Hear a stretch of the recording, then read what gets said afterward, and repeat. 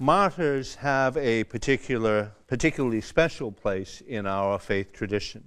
They are men and women in salvation history who not only have lived out their faith, but have done so, as the writer of our first reading would say, they have done so to the point of shedding blood. Years ago, when I was preparing for my confirmation, I let my confirmation sponsor know that I was taking the name of Stephen, the first Christian martyr. And my confirmation sponsor, who was my godmother, said, "How wonderful." And I said, "Why is it wonderful?" She said, "Well, your first, your middle, and your confirmation names are all martyrs. Isn't that wonderful?" Of course, at 15, 16 years old, I said, "Yay." I wasn't particularly thrilled by that, but I did find it interesting, fascinating almost, that someone would believe in something so much that they literally would die for it.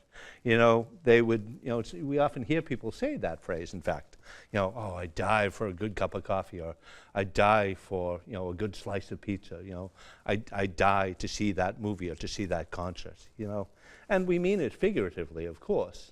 We wouldn't literally give our lives for it, although, some folks might do that for a good cup of Dunkin' Donuts coffee. But we mean it figuratively. Well, the saints, the martyrs in our faith tradition, mean it literally when they say, "I would die for the Lord," because they have done so. And St Blaise, whose feast we celebrate today, was one of those who did so, who willingly, and one would say even lovingly, gave his life for the sake of the gospel, gave his life for the sake of the Lord. One of our earlier Christian martyrs in the 4th century, St Blaise, as bishop, strove to live the faith, strove to profess the faith, strove to teach and administer the faith. And he did so beautifully, but he did so in pagan territory. He did so in the midst of those who were seeking to end his life. Yet that did not stop him. That did not stop him from persevering. That did not stop him from professing the faith, even to the point of shedding blood.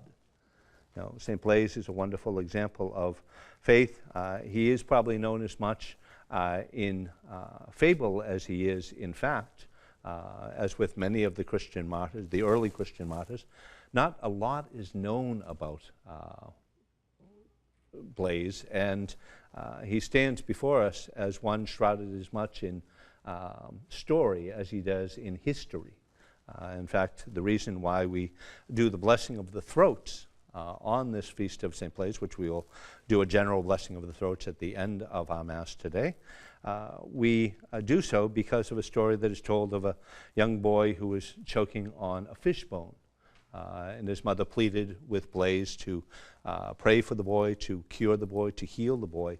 And it was his prayer of healing that saved the boy's life. And thus we attribute the blessing of the throats to St. Blaise because of that incident.